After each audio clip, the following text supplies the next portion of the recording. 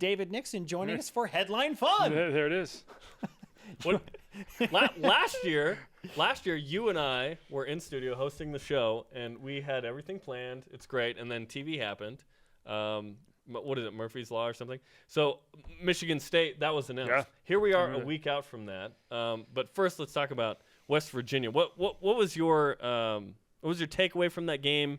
And now that BYU's 1-3, how are you feeling about the season? Yeah, looking back at the game, BYU has so many opportunities. And what I'm loving about this team, you referenced the 1-3, is that BYU obviously has been in each one of those games. And you guys talked about earlier with Michigan. I was at the Michigan game last year, and 31-0. Really, it was over by like the first quarter. You could tell the whole team was defeated. They were ready to be done with the game. But this year, you see that this team has so much resiliency, and they continue to fight, and they're in every game, and you're facing great opponents. I mean, we've talked about the record of all four teams combined. So, what I love about this team is that they're fighting hard. Even when they're down, they're able to still fight back and try to make it a game. They just got to get over the hump and win those games. And so when you ask, what are your thoughts on 1-3? I'm disappointed, to be honest. I mean, I know a lot of people are saying, well, it was kind of what we expected. With how close those games are, I would think that BYU could have at least pulled out one of those. Yes. And so that's why I think 2-2 would be something that I would be okay with. 1-3, I'm still a little disappointed. I think the team is too. I think the team realizes, listen, we've had our opportunities and we can't quite take advantage of them.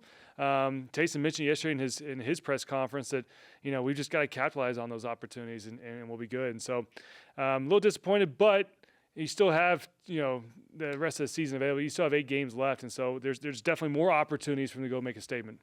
You played on a couple teams that went 1-2, Mm-hmm. not 1-3, but 1-2. How did you guys bounce back from that to have 11 and 10 win season? Yeah, 11. Well, both my sophomore and junior, we rattled off 10 straight wins. So we went 11-2. 6 and 7. I was 6-7. We went 11-2. So we started both 1-2.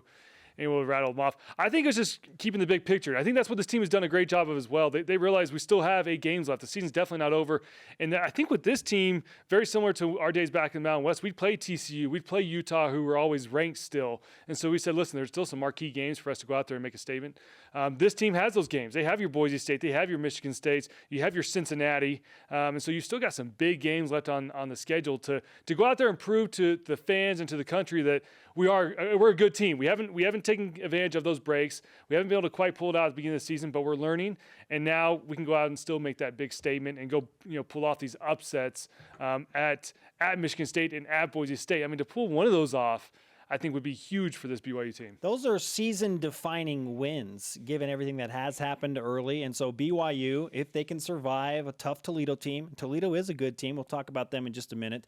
Get to 2-3, and then, like you said, pull off a win unexpectedly where they will be an underdog at Boise State or at Michigan State. Things start to change. That in mind, David, do you have the optimistic glasses on, or are you looking at, I'm not going to call it pessimism, but just are you more of a realist when it comes to BYU's win total? Where do you have them in the regular season in terms of wins now that they're 1-3? I mean, I think this team definitely gets bowl eligible. I mean, when you look at the schedule, I think you see I think they definitely lose one of the 2 against Michigan State or Boise State.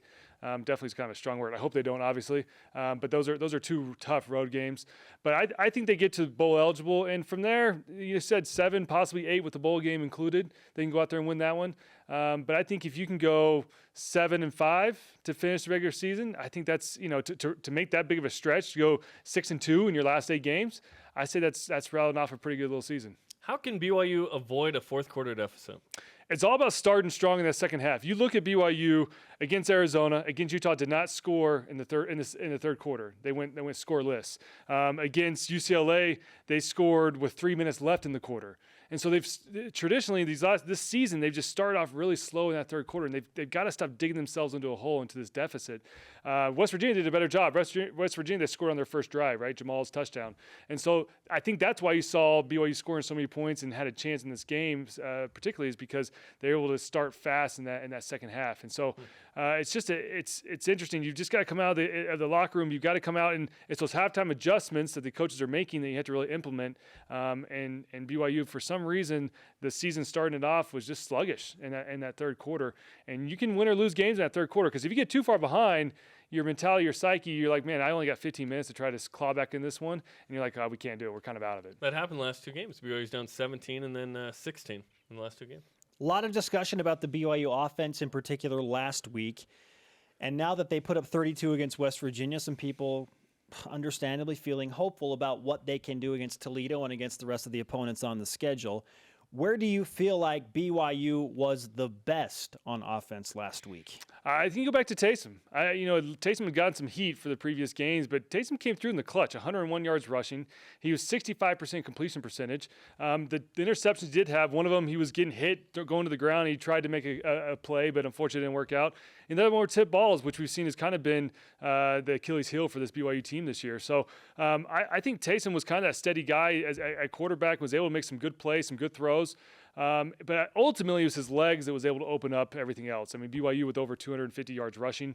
It was an impressive outing. More than anything, it was BYU's offense getting the run game going. And that's the biggest difference between all these previous games is BYU finally kind of got that run game, which we always hear is the cliche, right? Once you open up that run game, it opens up the passing game. But it stands true. And we saw it last week against West Virginia. And they have to do that here at home against Toledo because when we look back at their last home game against UCLA, they got nothing going. They only had, 26 yards rushing, something like that. So they struggled. So it's essential for them to get that run game going.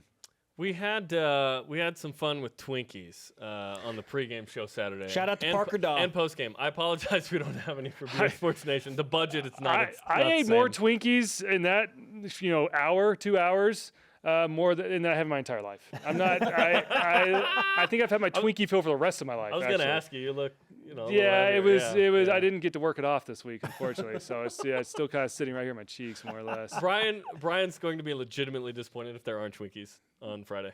Well, we just got to bring Gushers for him. I think he'll be all right. He brings a whole box of Gushers to our meeting every time. Gushers, roll-ups, gummies. Whatever it is, some type of Starburst. candy. And the best thing, he's just generous. He's like, hey, here's. Oh, yeah, I ate. And we'll 3 or go 4. through the bag, and then he pulls out another one. And it's like, dude, are you sponsored or what's going on here? Sugar high. It's a sugar high for BYU TV Soon that Sports. Royal Blue podcast is going to be brought to you by Gushers. For sure. Watch David Nixon tonight on After Further Review along with Blaine Fowler, Dave McCann, and the aforementioned Brian Logan.